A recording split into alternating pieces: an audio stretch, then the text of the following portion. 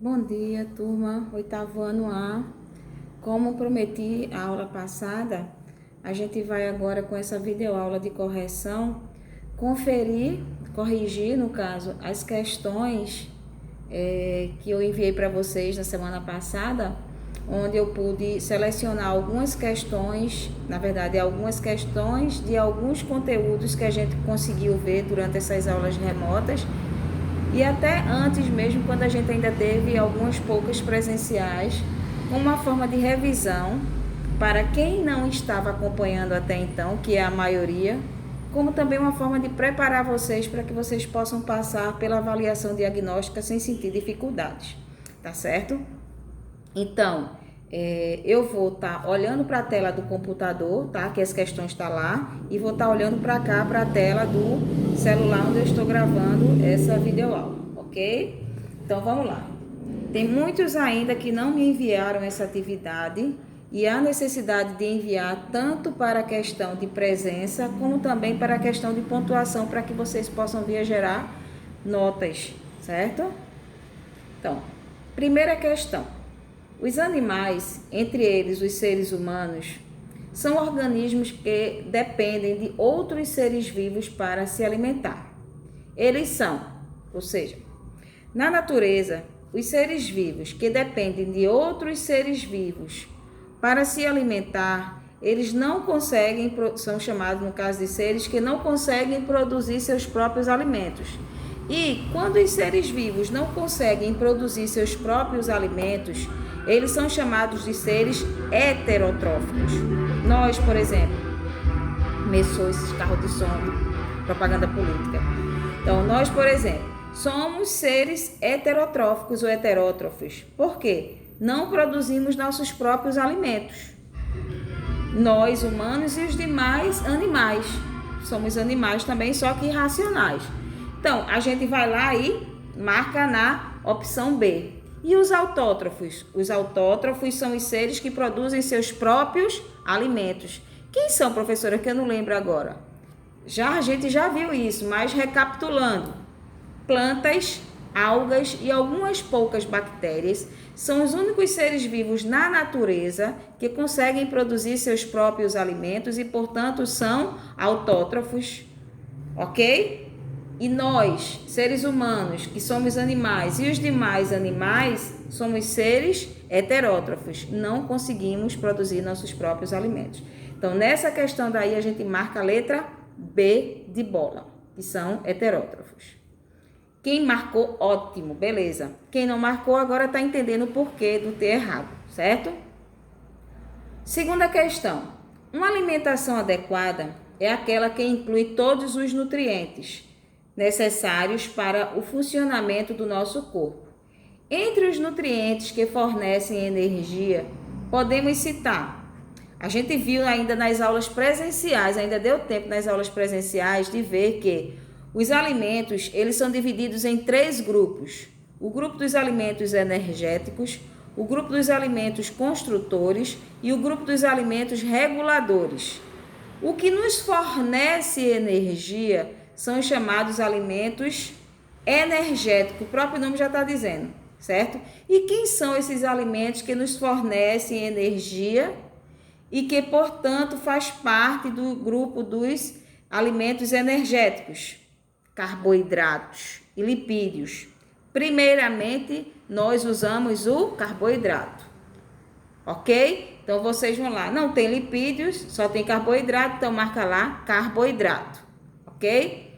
Então, quais são os outros grupos? A gente vai ver, mas primeiramente, 3 grupos.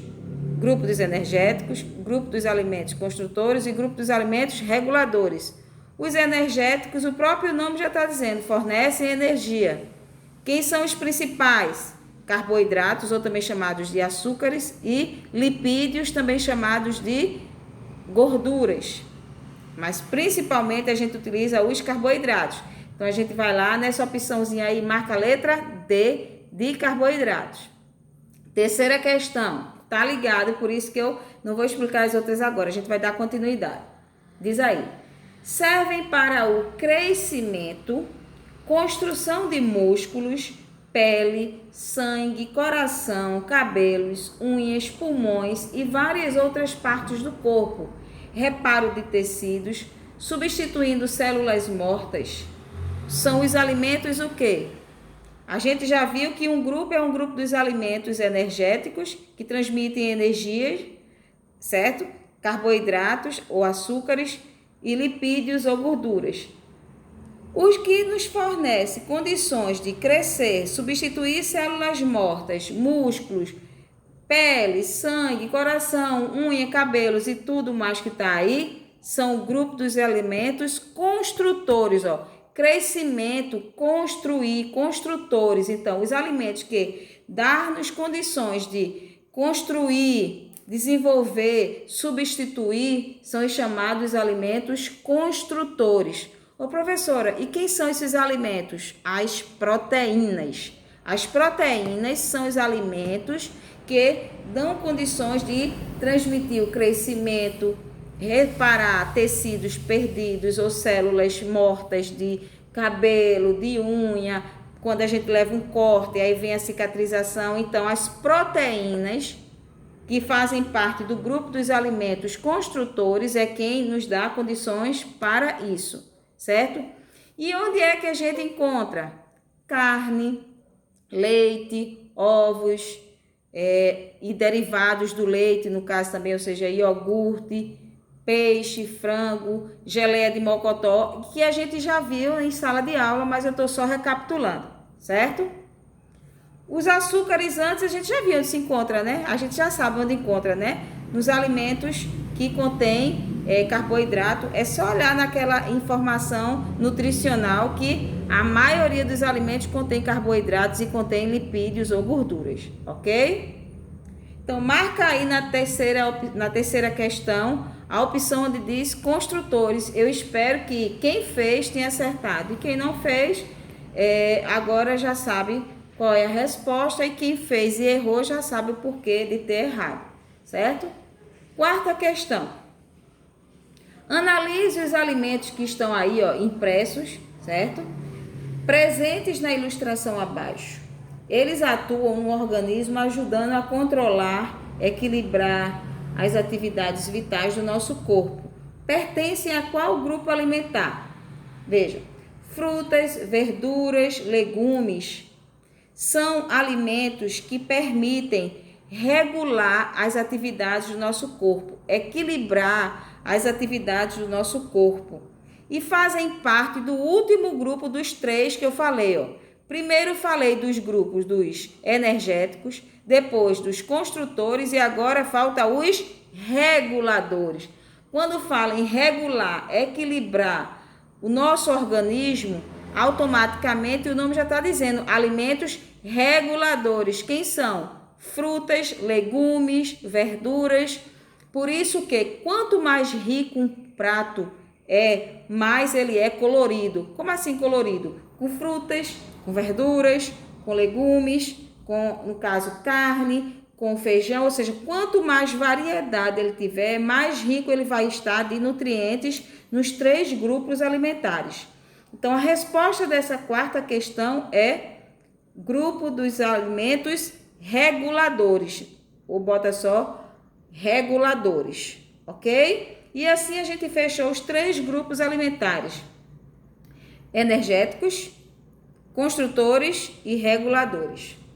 Passamos agora para a quinta questão, que já se refere a um outro conteúdo, que é, no caso, a reprodução humana, vendo assim o sistema genital feminino e o sistema genital masculino, onde também aborda aí duas ilustrações com relação a um e a outro.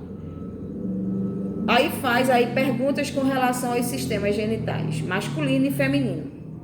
Em qual dos componentes do sistema genital feminino acima ocorre a fecundação? O que é fecundação, gente? Fecundação é quando o homem tem relação sexual com a mulher e a mulher nem o homem usa de método que venha a evitar uma gravidez, que são chamados métodos contraceptivos ou anticoncepcionais, antigamente chamado anticoncepcionais, hoje em dia se chama métodos contraceptivos. Nenhum tem nenhum problema de esterilidade, certo? E aí o que acontece? Vai ocorrer a chamada, durante a relação sexual, o cópula A fecundação. Fecundação é o quê? A união da célula sexual masculina do homem, que é o espermatozoide, com a célula sexual feminina da mulher, que é o óvulo. Onde é que ocorre? Olha lá na ilustração, a partezinha onde tem tuba uterina, tem dos dois lados da mulher. Tem uma tuba do lado direito, tem uma tuba do lado esquerdo.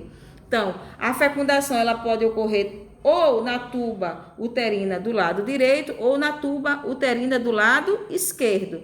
Então, onde ocorre a fecundação, que é a união das duas células sexuais, do homem e da mulher, durante a relação sexuais, é na tuba uterina, ok? Se ficou alguma dúvida, vocês recorram ao meu privado que eu tento esclarecer, tá bom? Então, a resposta aí da letra A é tuba uterina. Letra B. Os espermatozoides, que são as células sexuais masculinas, ou gameta sexual masculino, tanto faz dizer espermatozoide, célula sexual masculina ou gameta sexual masculino, são produzidos onde? Cadê as opções? Epidídimo, testículo, bolsa escrotal, túbulo seminífero. Opção aí seria testículos. Na verdade, a gente, para ser mais preciso, a gente poderia dizer nos túbulos seminíferos, certo? Por que, professora? No interior, porque, na verdade, os espermatozoides, a gente aí poderia considerar duas opções como resposta, viu? Porque, a grosso modo, a gente poderia dizer nos testículos, que realmente não deixa de ser nos testículos. Mas eu poderia dizer no interior dos túbulos seminíferos que estão dentro dos testículos. Então, quem marcou testículos está correto. Quem marcou túbulos seminíferos também está correto. Eu nem tinha observado que eu coloquei duas opções que poderiam ser resposta, certo? Então, eu vou considerar as duas como resposta, certo? Os espermatozoides, que são as células sexuais masculina ou gameta masculino, são produzidos no interior dos túbulos seminíferos. Onde estão esses túbulos seminíferos? Dentro dos testículos. Então, eu poderia dizer nos testículos, porque os túbulos estão dentro dos testículos. Eu poderia dizer nos túbulos seminíferos, porque realmente é onde está dentro sendo produzido os espermatozoides. Ok? Então, nessa questão aí, eu vou considerar as duas opções, se você marcou as duas ou se marcou uma delas. Ok? Só não pode ser as outras duas. Beleza? Letra C. Ainda com relação a essas ilustrações do sistema genital feminino e masculino. O sistema genital feminino é responsável pela reprodução. Dos órgãos listados abaixo, aí tem aí os órgãos, né? Qual não faz parte desse sistema? Aí temos clitóris na letra A, vagina na letra B, tuba uterina na C, uretra na D e útero no E. Gente, o único aí que não faz parte do sistema genital da mulher é a uretra. A uretra faz parte do sistema excretor urinário, certo? A uretra é onde a gente vai colocar para fora a urina que está na bexiga armazenada.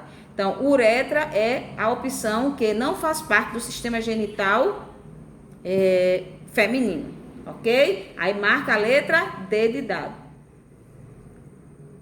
Também ainda a letra D referente a essas questões, a essas ilustrações.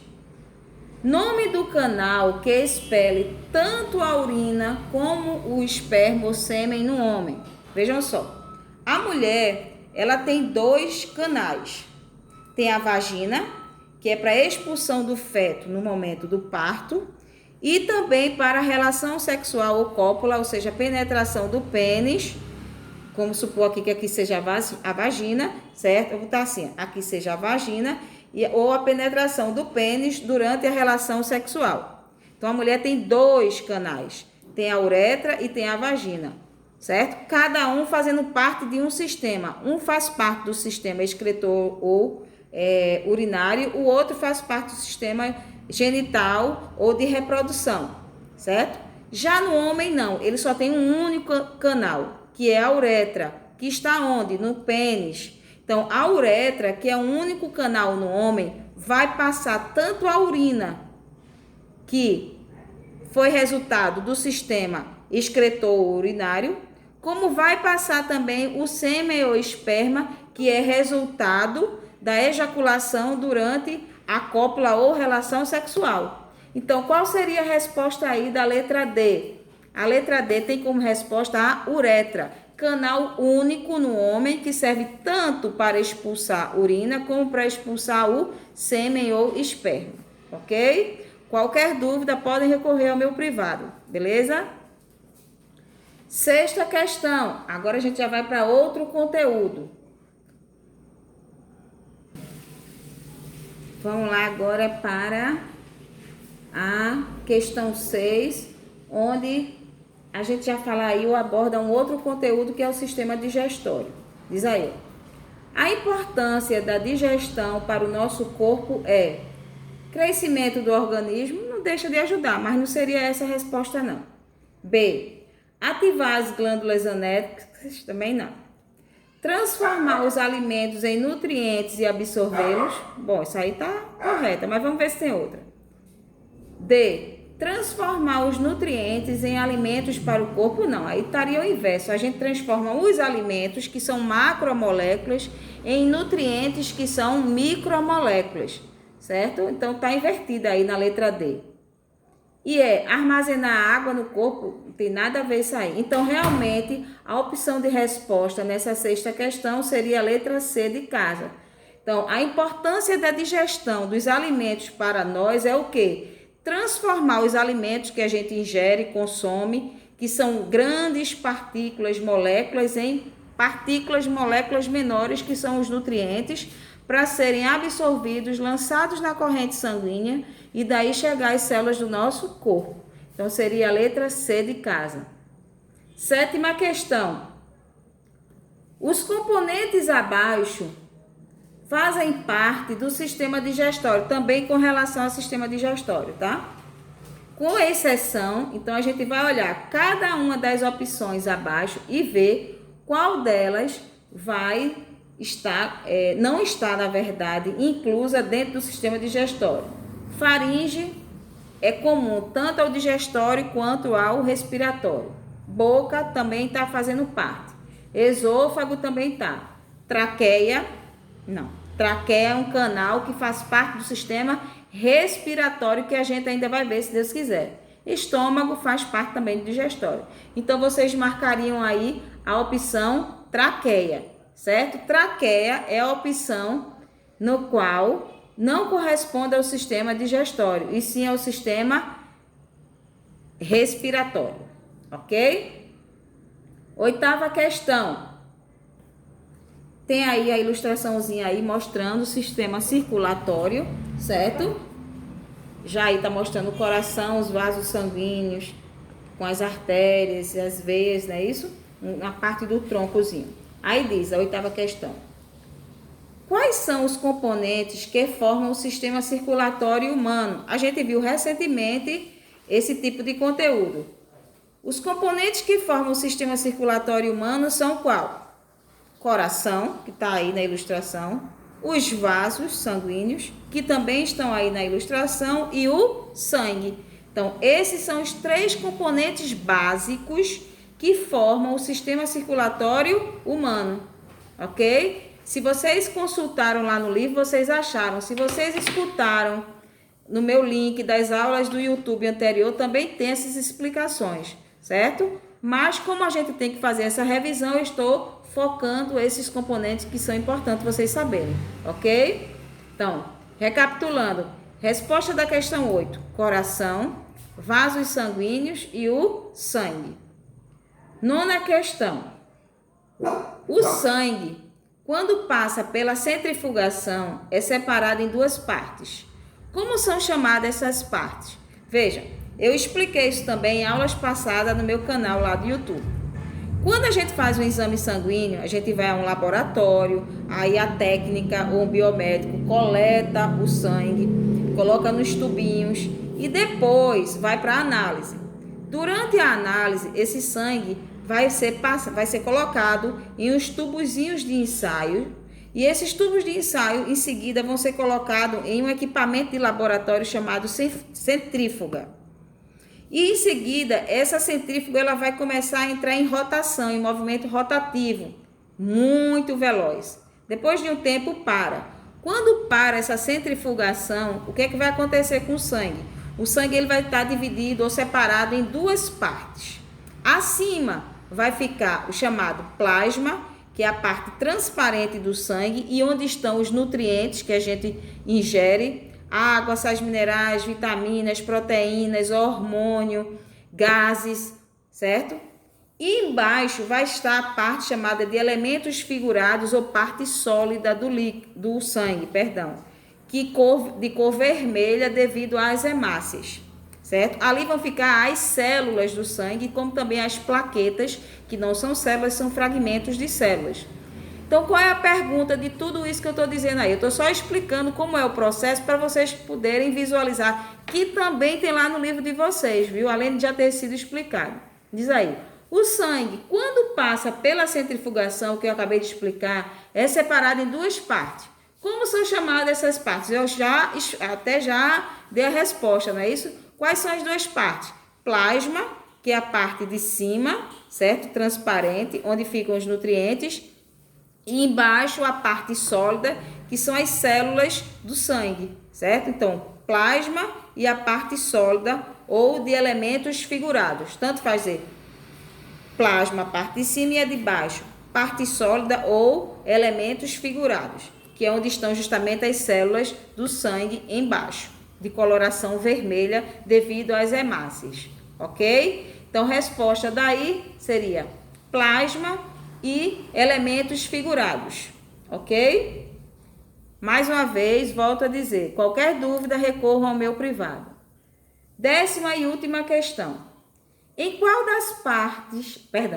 dessas partes do sangue, que a gente acabou de falar, plasma ou dos elementos figurados, se encontram os nutrientes que ingerimos? Também, quando eu estava falando do processo de centrifugação, eu disse que fica onde? Em qual das duas partes os nutrientes que resultam da nossa ingestão de alimentos? No plasma. Então, a resposta da 10ª questão é no plasma. É no plasma, na parte transparentezinha, que vão estar os nutrientes, carboidratos, lipídios, proteínas, vitaminas, sais minerais, hormônios, gases e assim por diante, outros nutrientes, ok? Então, assim a gente finaliza com algumas questões que a gente já vivenciou durante essas aulas remotas. Para quem estava acompanhando, acredito que não sentiu muita dificuldade, os poucos, né, que estão acompanhando, e o que não estavam acompanhando, mas que decidiram acompanhar, que bom, espero que continuem, certo? Espero que tenha dado para clarear, certo? Porque vai ser embasado nesses tipos de questões que vocês vão passar pela avaliação diagnóstica para que vocês não sintam dificuldade. Por isso que a gente preferiu fazer essa aula de revisão, para que vocês não sintam dificuldade ao passar pela avaliação diagnóstica, principalmente os que não estavam acompanhando as aulas remotas, ok? Então, cheiro grande, até a próxima aula, fiquem com Deus.